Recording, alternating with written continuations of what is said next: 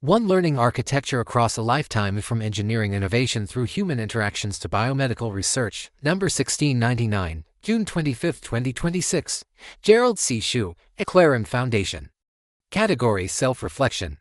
Preface for readers: eat more protein and fresh vegetables. Eat less red meat and processed food. Reduce portions. Overweight. Eating a little less will not hurt you. Overeating for years will. Exercise daily. Walk at least 7,000 to 8,000 steps. Drink 85 to 100 ounces to 0.5 to 3.0 liters of water daily. Sleep 6 to 7 hours each night. Manage stress. Avoid draining people and unnecessary conflicts. Put your health first. Wealth, fame, and power mean little without health and life. Preface. This paper began in an unusual way. An AI writing tool generated a summary of my recent research work. At first glance, it appeared impressive. The language was polished. The grammar was excellent. And many of the concepts reflected ideas that I had written about during the past year. I therefore used that draft as a starting point and spent several hours expanding, editing, and refining it with the assistance of another AI large language model LLM. The final manuscript contained approximately 2,500 words when I performed my final proofreading. However, I experienced an unexpected reaction. The paper sounded like one of my research papers. Yet it did not feel like one of my written notes or research papers. The writing was smooth. The organization was logical. The vocabulary was sophisticated. Yet something essential was missing. It lacked the moment of discovery. More importantly, it missed the passion and curiosity that naturally emerge when I write my own research notes and papers. In summary, it did not have the spirit of a Gerald C. research paper. It contained no genuinely new insight that had emerged from my own thinking during the writing process. Instead, it sounded like a well-written review article by a journal editor summarizing my completed research. It explained my ideas, but it did not record a new idea being born. More importantly, it did not inspire my readers to think beyond what had already been written. That realization immediately reminded me of something I had learned throughout my professional life in the field of artificial intelligence. Artificial intelligence AI is exceptionally good at recognizing patterns, organizing existing knowledge, summarizing information, and presenting ideas clearly. Human natural intelligence at its best, contributes something different. It notices an unexpected observation, asks a new question, connects seemingly unrelated experiences, and creates a new conceptual framework. At that moment, I decided not to include this AI-generated manuscript in my numbered series of research papers or notes. Instead, I archived it as a piece of background documentation because it summarized my previous work rather than documenting a new discovery. This unexpected experience also prompted a much more interesting question. If that paper did not truly originate from me, then what process has generated my original ideas throughout my life? As I reflected on this question, I realized that the same learning architecture has guided me through every major stage of my life, from learning basic arithmetic in elementary school, to studying advanced mathematics and physics at various colleges, to designing semiconductor chip design software without formal training in electrical engineering, to serving as a CEO and leading teams of exceptionally talented engineers, and finally to conducting long-term biomedical research after developing type 2 diabetes and surviving 5 cardiac episodes, near kidney failure, and, most recently, a hemorrhagic pontine stroke. Although the subjects I studied and the work I performed changed completely, the learning process remained remarkably consistent. This paper is an attempt to describe that process. Introduction. After reflecting on nearly 80 years of my life, I gradually realized that although the subjects I studied have changed dramatically, my learning process has remained almost unchanged since childhood. As a young student, I learned mathematics, physics, fluid and solid mechanics, and various engineering disciplines. Later I entered artificial intelligence, architectural design, engineering application software development, semiconductor chip design, automation, large-scale business management, and eventually biomedical research after developing type 2 diabetes and surviving a hemorrhagic stroke. At first glance, these fields appear unrelated. Looking back, however, I believe they all followed the same internal learning architecture and process. The problems changed, but the learning process did not. Foundation before application. Own lesson has guided me throughout my life. I always begin by searching for the underlying principles rather than memorizing applications.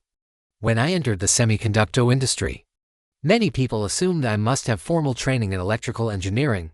I did not. In 1995, in Honolulu, Professor Norman Jones once asked me how I could design complex electronic design automation software without an electrical engineering degree.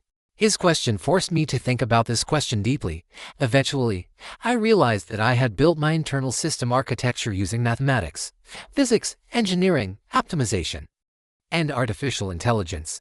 Once the architecture was established, experts in electrical engineering could contribute their specialized knowledge to complete the implementation. The architecture came first, and the various applications came second. Without a solid foundation, applications become isolated techniques, like individual silos on a farm, each storing knowledge separately with little interaction. With a strong foundation, many different applications can be understood as variations of the same underlying principles.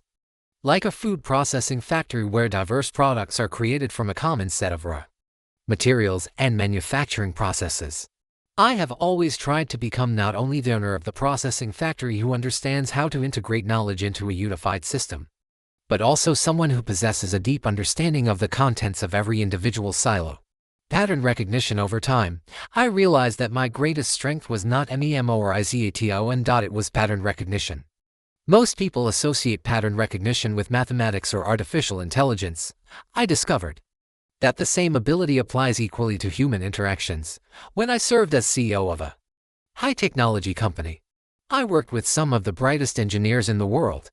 Many were graduates of the world's leading universities and possessed extraordinary technical abilities.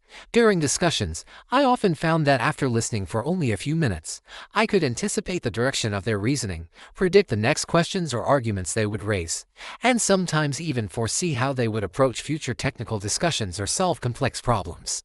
I never considered this a mysterious sixth sense.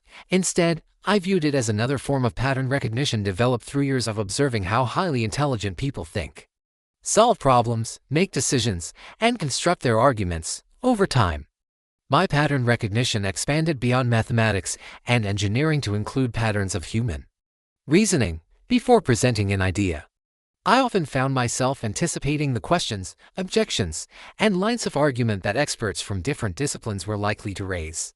This ability helped me communicate with highly accomplished engineers or intelligent medical doctors and align many different individuals toward a common technical goal. The same process in medicine. Years later, after developing diabetes and eventually surviving 5 cardiac episodes, near kidney failure, and a recent hemorrhagic stroke, I unexpectedly found myself using exactly the same learning process again. The subject had changed from semiconductor chip design software to human biology. The process remained remarkably similar.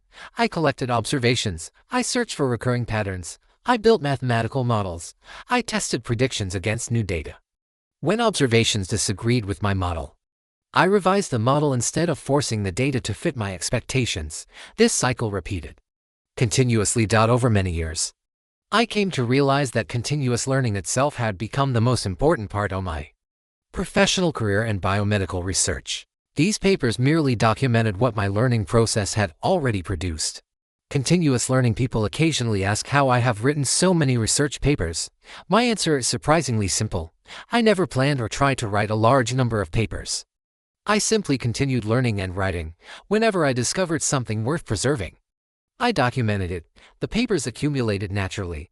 The archive became a record of learning notes, rather than a publication goal in itself. Looking back today, I believe that the same learning architecture has guided my life from childhood through engineering, product development, high-technology business leadership, and post-retirement biomedical self-study and research. The problems have been different, the industries have been different, the people have been different, yet the internal process has remained remarkably stable. Understand the fundamentals, look for patterns, build a conceptual framework, test it against reality, revise continuously, repeat. Perhaps this learning architecture is my greatest lifelong asset. Whether this ability arose from natural talent, early education, or decades of disciplined practice is difficult to determine.